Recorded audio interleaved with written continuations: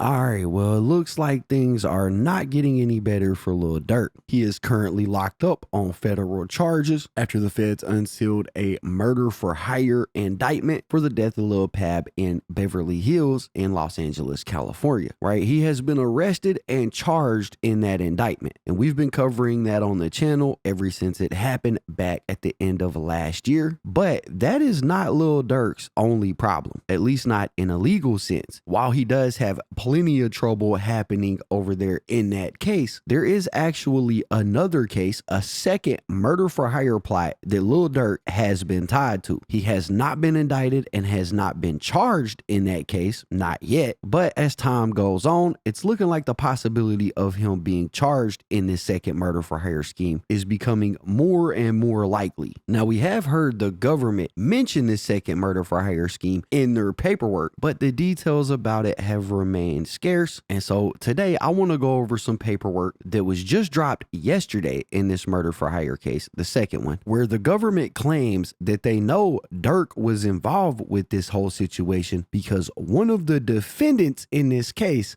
was unknowingly recorded by his cellmate, who was a government informant, while they were both in the Illinois Department of Corrections. Apparently in this recording, this defendant explicitly admits to murdering Stefan Mack, also known as Youngin, for a cash bounty that was put out by a quote-unquote Chicago-based rapper tied to only the family, who they reference in the document as Individual A. Now, Stefan Mack was allegedly killed in retaliation for the death of Lil Durk's brother, D-Thang, who was fatally shot in the head outside of Club O in Harvey, Illinois. Now, no suspects were ever publicly identified or indicted for D-Thang's murder, and the investigation still remains open till this day. But at the time, law enforcement did acknowledge that D-Thang had some gang involvement behind the scenes with the gangster disciples, but they never did figure out who committed this murder. But almost a year later, in January of 2022, at 3:45 in the afternoon, this guy Stefan Mack was shot multiple times as he exited the Youth Peace Center of Roseland, which is a community anti-violence outreach center. Apparently, two assailants emerged from a dark-colored Chrysler 300 sedan and opened fire. Mack was struck in the head and chest and later died of his injuries at the hospital. By late 2023, federal prosecutors charged two suspects in connection with this case. One guy named Anthony Montgomery Wilson and another guy named Preston Powell. And in their indictment, the government alleged that these two conspired with each other and others to murder Stefan Mack in exchange for money. During the course of the government's investigation, they found surveillance video from the youth center security cameras, and it provided crucial details about what happened. It captured one of the gunmen sprinting across an icy parking lot with a firearm in hand, and that's when the ambush unfolded. They also had witness accounts and cell phone records and text messages that they got after arresting these guys to help them build the case. Now, Lil Durk's name gets brought up in this entire situation because apparently in some of those text messages, these guys mentioned getting money from Durk right after this murder took place. And an FBI special agent named Thomas Callahan filed an affidavit in April of 2023 where he identified Lil Durk by name, saying that Lil Durk is the one that paid these guys for the hit. He said, and I quote, "Lil Durk was and still is offering money for people to kill those responsible for his brother's murder." And this is something that apparently he heard from a trusted confidential source and former gang member that the FBI has been working with for at least 5 years. So that's confidential informant number one. They also apparently had a confidential informant in the jail cell with one of these guys, and that's revealed in the paperwork that we are about to read. So we have got this right here. This is the government's response to one of the defendants' motion for severance. Pretty much one of these guys filed paperwork saying, I want my case separated from this other guy's case, and it's because of the whole confidential informant thing. So he filed that. The government responds with this and gives us a lot of detail about what they know in this response. So it says, introduction. On January 27, 2022, defendants Anthony Montgomery Wilson, who is also known as AJ, and Preston Powell, who is known as Marley, killed Stefan Mack, who was also known as Youngin, outside the Youth Peace Center of Roseland to collect a cash payment for his murder. In October of 2023, Montgomery Wilson and Powell were charged by indictment with using a facility of interstate commerce commerce with the intent that a murder for hire be committed and that the death did result in violation of 18 U.S.C. 1958 and conspired with each other to use a facility of interstate commerce with the intent that the murder for hire be committed and that death did result. Montgomery Wilson was also charged with being a felon in possession of a firearm. After Mack's murder, but before he was charged in this case, Montgomery Wilson served time in state prison. While in state custody, Montgomery Wilson discussed Mack's murder with his cellmate who, unbeknownst to Montgomery, had agreed to assist the government by recording their conversations. He's known hereafter as CS, or confidential source. As discussed below, during his recorded conversation with the CS, Montgomery Wilson detailed how he and Powell murdered Mack to collect a bounty from a Chicago-based rapper known as Individual A. And Individual A is who people are saying is Lil Durk. Powell has moved to sever his trial from Montgomery Wilson's trial. Powell contends that severance is necessary because Montgomery Wilson's recorded statements to the CS, which the government intends to introduce at trial, are inadmissible against him as a violation of his Sixth Amendment confrontation right. And the Sixth Amendment of the U.S. Constitution basically guarantees the right to a speedy trial. It also ensures the right to legal counsel and the right to confront witnesses and compel those witnesses to testify, right? When somebody accuses you of something, your Sixth Amendment is what allows you to say, I have the right to know who is accusing me and I have the right to question them about their accusations. So he's saying that that recorded phone call violates his right to confront that person because that person is a quote unquote confidential source. It says the confrontation clause is not implicated because the statements that Montgomery Wilson made to his cellmates were not testimonial. Montgomery Wilson's recorded out-of-court statements are admissible at trial under Federal Rule of Evidence 804B3 as statements against the declarant's interests. And Rule 804B3 is an exception to the Sixth Amendment that pretty much says if someone offers this type of testimony in a criminal case and the information exposes the person making the statements to criminal liability and it's supported by corroborating circumstances that clearly indicate its trustworthiness, then the Sixth Amendment doesn't really apply. So the government is saying actually this doesn't violate his constitutional right because this is a conversation that the other defendant thought he was having in private. This wasn't testimonial. He didn't know this was going to be used against him. This wasn't in court, and it's not our fault that that conversation implicated him in a crime. I mean, that's the simplest way to put it for you guys to understand. So then it's got some factual background laid out about the murder of Stefan Mack, and I'll run through it because I don't think I've done it on this channel before. It says the Youth Peace Center is located at 420 West 111th Street in Chicago. The Youth Peace Center is a non-for-profit organization offering youth-related workshops that mentor teens and teach youth the skills necessary to avoid conflict and violence. At the time of his death, Mack was enrolled as a participant at the Youth Peace Center. Mack was also on federal supervised release following a conviction for having been a felon in possession of a firearm. Based on records obtained from the Youth Peace Center as well as witness interviews, Mack arrived at the Youth Peace Center just after noon on January 27th, 2022 to meet his mentor and attend a class. As reflected in the Youth Peace Center's video surveillance footage, at approximately 2:22, Montgomery Wilson and Powell pulled into the Youth Peace Center parking lot in a 2014 black Chrysler 300 sedan with tinted windows, which had been stolen on or about January 20th, 2022. So about a week before all of this happened, they stole this car. It says the Chrysler 300 was initially parked on the east side of the parking lot facing the Youth Peace Center. At approximately 2:25, the Chrysler 300 moved to the west side of the lot facing eastward. The shooters remained in the car waiting for Mack to come outside, and they've got a screenshot from the surveillance footage here that shows the Chrysler 300 in the parking lot. It says at approximately 2:59 p.m., about 30 minutes after they got there, Mack exited the Youth Peace Center and began walking across the parking lot towards his car. As he did so, Mack looked over at the Chrysler. Before Mack reached his car, Montgomery Wilson and Powell emerged from the Chrysler. Montgomery Wilson from the driver's side and Powell from the front passenger side and began shooting at Mack. And they got a screenshot here of that exact thing happening. It says Mack fled eastbound away from the shooters. Montgomery Wilson pursued Mack on foot. After crossing the parking lot, Montgomery Wilson shot Mack from a distance. Mack eventually collapsed on the other side of a nearby train track. At that point, Montgomery Wilson ran over to Mack, stood over him, and executed him. Surveillance footage depicting what transpired is attached as Exhibit 1 and Exhibit 2. And of course, they have screenshots screenshots from whatever video that was showing that exact thing happening. It says, after killing Mac, Montgomery Wilson fled southbound on foot. Ring camera footage from a nearby residence captured Montgomery Wilson running towards 111th Street. As he passed by the residence at approximately 3:01, he yelled, "Marley, come on." The video recording is attached as Exhibit 3, so they have footage of this happening too, and him calling out his homie's name, Marley. It says, video surveillance footage from a community center located at 342 West 111th Street then captured Montgomery Wilson walking eastbound on 111th Street. At approximately 3:03 p.m., video surveillance footage from a nearby residence captured an individual in the backyard of a vacant residence, and minutes later, that same individual appeared to cross over to the south side of 111th Street and head westbound. Later that afternoon, police recovered the Ruger AR-556 used in Stefan Mack's murder in the backyard of that vacant residence. Then they have a screenshot of the youth center and the house that this gun was found at. It was just right down the street. It says, as Montgomery Wilson chased down Mack, the youth peace center security guard stepped into the parking lot. Powell shot him in the left leg. The security guard fell back into the youth peace center and Powell fled westbound on foot. Surveillance video depicting Powell fleeing from the scene is attached as Exhibit 4. And you can see him running here. It says, after Montgomery Wilson and Powell fled, law enforcement searched the abandoned Chrysler 300. Inside the car, law enforcement recovered Montgomery Wilson's cell phone. Damn, bro left his phone in a car when he did this. It says, a search of the combined DNA index system known as CODIS revealed that Montgomery Wilson may be the donor of DNA recovered from the phone. The Illinois State Police Laboratory report is attached as Exhibit 5. Law enforcement also recovered a coffee cup in the Chrysler 300 that had Powell's fingerprints on it, and they have that attached as Exhibit 6. So bro left his phone, he left a coffee cup with his fingerprints on it. The phone's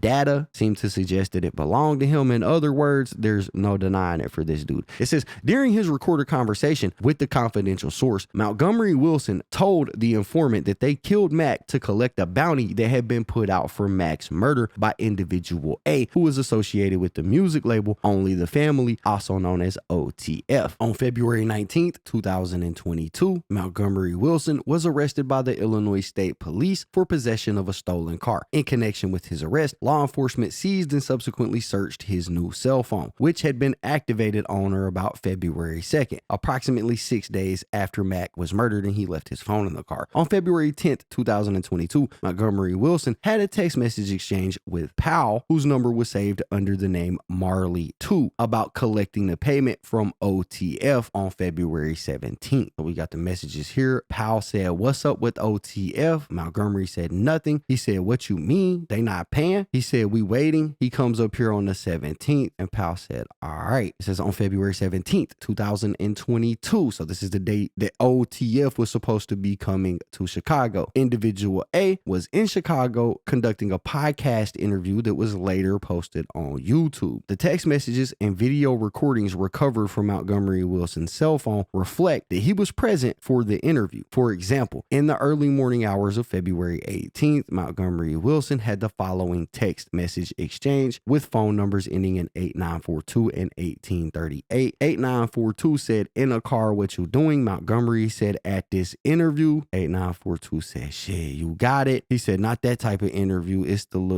that rappers be doing." 8942 said they interviewing individual A. Montgomery said, "Yeah." Then this other phone number, 1838, said, "What you doing?" Montgomery Wilson said, "I'm at this little interview." 1838 said, "For a job." He said, "Nah, the rappers be doing." That person said, "What?" He said, "Individual A had an interview." It says the text message exchange are attached as Exhibit 8. That day, Powell texted Montgomery Wilson, "Stand on that while you with individual A and them." Montgomery Wilson did not respond. On February 18th, Powell texted Montgomery Wilson, "Did individual A give you that money?" Montgomery Wilson did not respond. The following day, Montgomery Wilson was arrested by the Illinois State Police. On March 2nd, 2022, a Facebook story was uploaded to Montgomery Wilson's Facebook account that depicted him holding money while one of individual A's songs played in the background and lyrics from the song were displayed over the money. That Facebook story was attached as Exhibit 9. Okay, so that's the evidence, the story, and everything that they've got against these guys. It says Montgomery Wilson's recorded statements to the confidential source. This is why he was in jail. It says on January 6, 2023, 1993, Montgomery Wilson was convicted of being a felon in possession of a firearm and possession of a stolen motor vehicle in the Circuit Court of Cook County, and he was sentenced to 4 years imprisonment. While he was in IDOC custody, the FBI arranged to have another IDOC inmate, the confidential source, share a cell with Montgomery Wilson for the purpose of recording their conversations. Montgomery Wilson told the confidential source that he did in fact kill Mac, whom he referred to by Mac's nickname of Youngin, to collect a bounty that had been put out for Mac's murder. And then they have an exhibit attached here. Apparently it's an audio file, and they've got timestamps 2:20 to 5:28, 6:44 to 7:54, 19 minutes to 20 minutes, 21 minutes to 22. Right, it says Montgomery Wilson explained that a member of the Risky Road street gang was the inside source who located Mac and was in phone contact with Powell, who he referred to by Powell's nickname of Marley, on the day of Mac's murder. Phone records reflect that on the afternoon of the shooting, Powell was in phone contact with a suspected member of the Risky Road street gang who was present at the Youth Peace Center that day. In the course of discussing the murder, Montgomery Wilson told the confidential source that he had shot another victim 4 days earlier using the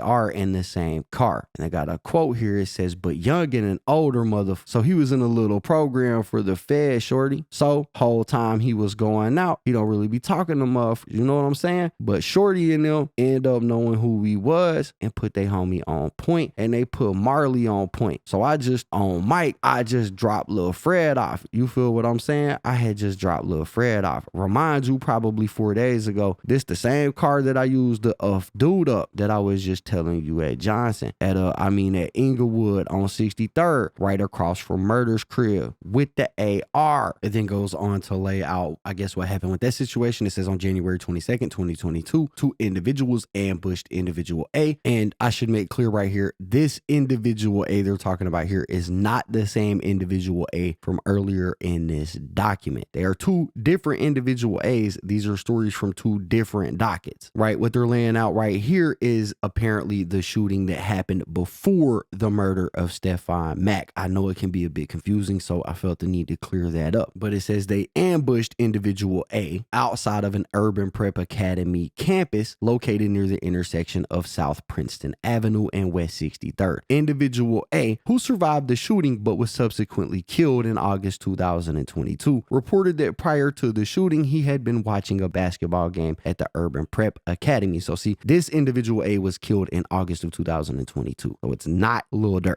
It's a different individual A. Anyways, it says after he left the game, individual A observed the 2 shooters get out of a black Chrysler 300 that had been waiting for him in the parking lot. The Chicago Police Department's case supplementary report is attached as Exhibit 10. An examination of the shell casings from the shooting of individual A on January 22nd established that they were fired from the same Ruger AR-556 that Montgomery Wilson used to kill Mac on January 27th. During the jail recording, Montgomery Wilson explained that he picked Powell up before that shooting. He said, but they man called Marley. Marley got the inside source on whoever this individual A was. I called Marley. I said, man, where you at? He said, man, I'm at the crib on 103rd on Mike. I'm gonna grab you. Even though I ain't never dished with him before, I don't hear of him getting wild. He ain't never got no unintelligible or nothing. And I think they're basically saying murders. He said he done got some attempts. You feel what I'm saying? A little flunky,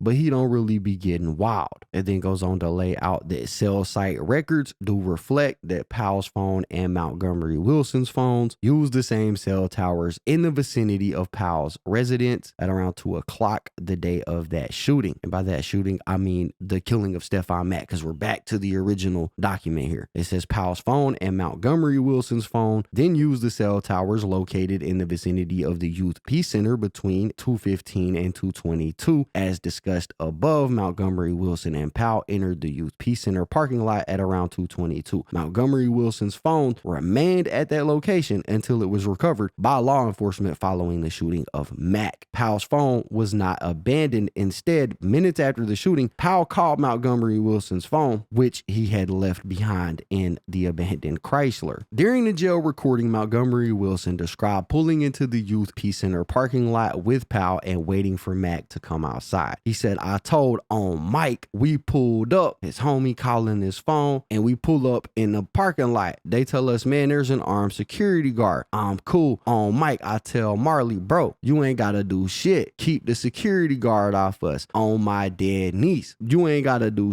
just make sure the security guard stay in his place, shorty. Keep an eye on the security guard. We pulled up on mic. We waited right there like 20 minutes. I'm on FaceTime video with Lil Fred and a man. Keep us on FaceTime. I want to hear the shots. I want to hear this shit because bro ain't even supposed to have made it that far. Only reason he made it that far, folks, I had a big ass gun and I really don't want to be trying to shoot from no distance. I'm trying to really get on top of you. At this point, the confidential source interrupted Montgomery Wilson to ask what kind of gun he used. Montgomery Wilson said he used an ARP, which is an AR pistol, after which they had the following exchange. Montgomery said, yeah, I had the standard fault with the 60 round in that bitch. On mic, let 3 shots out when he first came out. Marley said to me, wait until he gets to his car. Now your ass tweaking. By the time he gets to his car, that's enough time to get the pipe. Confidential source said, scratch off anything. Montgomery Wilson said, man, I will soon as he make it halfway out in between our car and his car. I bust doors down. He already was on the car when he first came out the door. The confidential source said, he on y'all car? Montgomery Wilson said he was on our car when he first came out the door. He looked, we behind tent, but the car is running. It's quiet though. It's a 300. I'm like, throw the door. Doom, doom, doom. I swing that towards the door because there's this dude, his little mentor dude, that came out with him. I ain't even shoot at him. I just made him run back in. By this time, Marley tossing him down. Confidential source said, the mentor dude? Montgomery said, huh? He said it again, the mentor dude? He said, nah, he tossing Youngin down. He tossing him down, shorty. It says, as discussed above, the Youth Peace Center video surveillance footage shows that as he walks across the parking lot, Mac looked over at the shooters in the Chrysler 300. Mac's mentor at the Youth Peace Center was standing by the door. When the shooting began, Mac's mentor ran back inside. During the jail recording, Montgomery Wilson then described how he chased down and killed Mac. He said, I chased him. On mic, I chased him down, shorty. I brace up in the field, let off 4 or 5 shots. He never fell. On mic, he never fell. I'm like, I don't think I hit him. You get what I'm saying? He steady running though. You feel what I'm saying? He hit though. You can tell that he's hit due to the fact, shorty, you know, you gotta be losing breath. You get to slowing down. On mic, he got distance on me. On mic, I'm on his ass. He fell and he on mic, he try to go across the tracks. He fall, you know, cause he's scared. He fumbling and getting up. He finally get up. On mic, he running on my dead niece. Last time I see that dude's face, his eyeballs was this big. I'm here, bitch. Come here. He fall. As you know, you ain't getting back up after pow, pow, pow, pow, pow. Right over him. Pow, pow. Headshot. Come here. I'm gone. Now, bro is telling the confidential informant everything. That's crazy. It's got section number 3 here. It says argument. It says the court should deny defendant's motion for severance. Contrary to Powell's arguments, the admission of Montgomery Wilson's statements to his cellmate were not testimonial and as such do not implicate the confrontation clause. Instead, the statements are admissible against both defendants at trial pursuant to Federal Rule of Evidence 804B3 as statements against the declarant's interest. And it hits on that a little bit more. It says the statements that Montgomery Wilson made to the confidential source during the jailhouse recording were not testimonial, therefore they do not implicate the confrontation clause. The 6th Amendment's confrontation clause provides that in all criminal prosecutions, the accused shall enjoy the right to be confronted with the witnesses against him. In Crawford v. Washington, this is some case law they're going to state, the Supreme Court held that the confrontation clause bars the admission of a witness's testimonial statement unless the witness is unavailable to testify at trial and the defendant has prior opportunity to cross-examine the witness. That is because the confrontation clause applies to witnesses against the accused. In other words, those who bear testimony. The confrontation clause does not apply to statements that are not testimonial in nature. It says testimonial statements include prior testimony at preliminary hearings before a grand jury or at a formal trial and to police interrogations, and statements given in formal pleadings such as affidavits, declarations, or confessions, or when made under circumstances which would lead an objective witness to reasonably believe that the statements would be available for use at a later trial. All right, so they're saying that this Powell guy would be right if the statements that were given to the confidential source were given in any official capacity, but bro didn't know he was being recorded, so he didn't know it could be be used at trial, so it's not quote unquote testimonial. I hope that makes sense. It then goes on to talk about this other case that is kind of similar to what this case has going on, where there were statements giving that were ultimately found as not testimonial. So they're using that case law to kind of prove their point. I'm not going to read through it because that case has nothing to do with nothing. It says, despite clear Seventh Circuit case law to the contrary, Powell nevertheless contends that Montgomery Wilson's statements were testimonial because they were made in a law enforcement engineered conversation with the confidential informant. However, as the Seventh Circuit Court explained in United States versus Valpendesto, courts do not evaluate the purpose of the recording conversation from the subjective point of view of the informant who knew that he was secretly collecting evidence for the government. Instead, courts evaluate their conversation objectively, and in this specific case, Valpendesto, the court found that from an objective perspective or an informant's perspective, the conversation looks like a casual, confidential discussion between co-conspirators. In turn, the Seventh Circuit determined that because the statements in question were not testimonial, their admission did not implicate the confrontation clause. Thus, we conclude that a declarant's statements to a confidential informant whose true status is unknown to the declarant does not constitute testimony within the meaning of Crawford, and that these recordings are not testimonial because Montgomery was not aware that he was speaking to a confidential informant or that his statements would be used at trial. And then they get into why the statements that Montgomery made to this informant also weren't hearsay. They say, although the confrontation clause does not apply to Montgomery Wilson's statements, to be admissible, they must still satisfy the requirements of the federal rules of evidence. Quote, hearsay evidence is generally inadmissible because it's not sworn testimony. Its admission prevents juries from evaluating the speaker's credibility, and the opposing party cannot cross-examine the speaker. One of the many exemptions to the hearsay rule, however, applies to statements against the declarant's interest. Wilson's statements are admissible as statements against the declarant's interest pursuant to Rule 804b3, and Federal Rule of Evidence 804b3 provides the admission of hearsay statements that a reasonable person in the declarant's position would have made only if the person believed it to be true, and when made, it was so contrary to the declarant's proprietary interest or had so great a tendency to invalidate the declarant's claim against someone else or expose the declarant to a civil or criminal liability, and B, is offered in a criminal case as one tends to expose the declarant to criminal liability, is supported by corroborating circumstances that clearly indicate its trustworthiness after considering the totality of the circumstances under which it was made, and any evidence that supports it undermines it.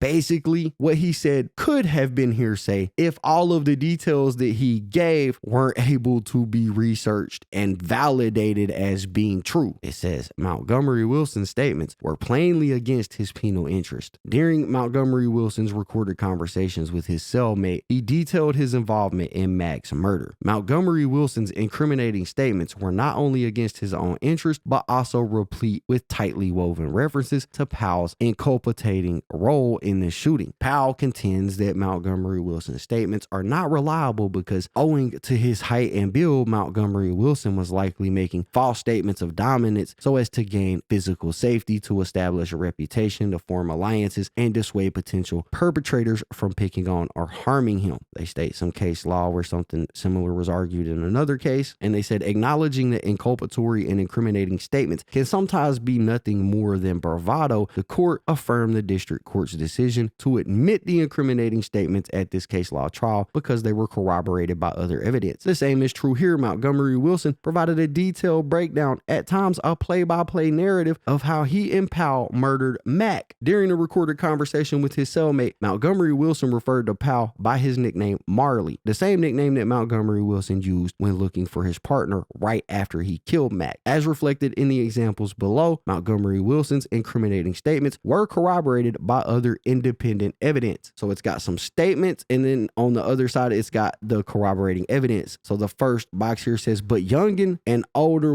so he was in a little program for the feds, shorty. The evidence that supports that statement he made was that Mac was enrolled at the Youth Peace Center while on federal supervised release. The second one says, and they put Marley on point, so I just on Mike. I had just dropped Lil Fred off. The corroborating evidence is Lil Fred was saved as a contact in Montgomery Wilson's phone. The Celebrate extraction report reflecting the Lil Fred contact in Montgomery Wilson's phone is attached as Exhibit 11. So they're proving that he did know Lil Fred. That was true when he was making that statement. And then gets into this one. It says, remind you, probably 4 days days ago, this the same car I used to dude up that I was just telling you about at Johnson. I mean at Inglewood on 63rd, right across from Murder's crib with the AR. The evidence is approximately 5 days before Mac's murder, 2 masked men got out of a black Chrysler 300 sedan, the same color, make, and model as the car used by Mac's killers, near the intersection of South Princeton Avenue, and they shot somebody. The next statement that he made, but they man called Marley. Marley got an inside source on unintelligible. I called Marley, man, where you at? He said, man, I'm at the crib on 103rd. He said, on Mike, I'm gonna grab you. The evidence that corroborates that is cell site records that reflected their phones were located in the vicinity of Powell's residence at approximately 2 and 2:05, which is 20 minutes before they got to the Youth Peace Center. And they list more, right? These are things we've went over throughout this document, but what they're laying out here is that his statements aren't hearsay because the statements he was making to this confidential informant are backed up by actual independent evidence separate from anything that he told the confidential source. So it kind of proves that everything he was saying was the truth. So the document goes on. It says, further, as discussed above, minutes before the shooting, Powell called Montgomery Wilson's phone. The calls went unanswered because Montgomery Wilson's phone, which had his DNA on it, was left behind in a Chrysler 300 along with a coffee cup that had Powell's prints on it. Moreover, Montgomery Wilson's statements about committing the murder to collect payment from individual A are corroborated by Montgomery Wilson's text messages with Powell concerning collecting payment from OTF on the 17th, the same day that Montgomery Wilson was present at individual A's podcast interview in Chicago, as well as the Facebook story that was uploaded to his Facebook account where he was basically posing with money and individual A's song played in the background. It says the degree and specificity of corroborated detail contained in Montgomery Wilson's recorded statements were made before he was charged in this case and had access to any of the discovery materials, and that belies Powell's contention that the statements are unreliable. The recording also makes clear that Montgomery Wilson was not seeking to shift or spread blame to Powell. Montgomery Wilson was bragging about the murder and described Powell as a flunky who joined him that day because Powell had the quote-unquote inside source on Mac's location. Montgomery Wilson made clear that he was more than capable of carrying out the murder on his own. And they put the quote in there where he basically was telling Powell, you ain't got to do nothing, just make sure the security guard ain't on us. It says the content and context of Montgomery Wilson's recorded statements to his cellmate concerning his and Powell's involvement in Mac's murder, which is corroborated by a wealth of independent evidence, clearly indicate its trustworthiness for the purpose of admission under Rule 804b3. And as a result, there is no basis for severance. In conclusion, for the foregoing reasons, the government respectfully requests that the court deny defendant Preston Powell's motion for severance. All right, now there is a lot going on in that document right there, and an absolute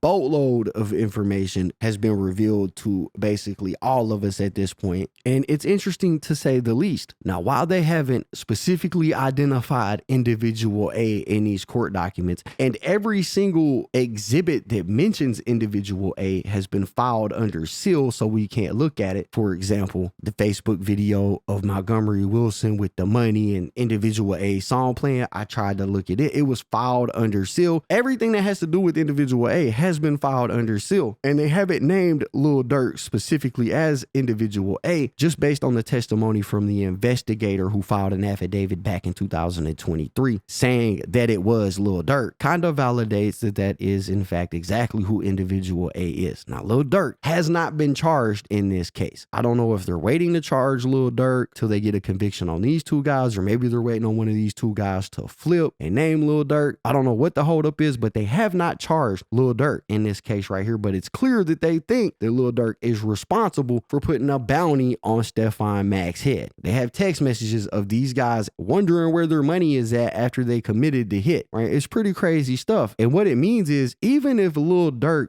beats his current federal case, he may still face the exact same kind of charges in this case right here in the future. So even if he beats his fed case, he still may not end up having his freedom. What's crazy is this seems to be the exact same kind of situation situation that the federal government is accusing him of in the death of Lil Pab, right? It's the same MO, the same modus operandi. It's the exact same situation pretty much, which is crazy because if true, it means Lil Durk was doing this repeatedly. He was exhibiting this type of behavior repeatedly throughout the years. And that is pretty wild information. But man, look, for right now, that's what we got. That's the document. That's everything we know. And at this point, y'all gotta let me know what y'all think about it in the comments down below, because that is basically it for the video, guys. If you enjoyed the content, be sure to hit the like button, subscribe, tap the notification bell so you get notified every time I upload a video. And as always, it's been fun rocking with y'all, man. I'm out.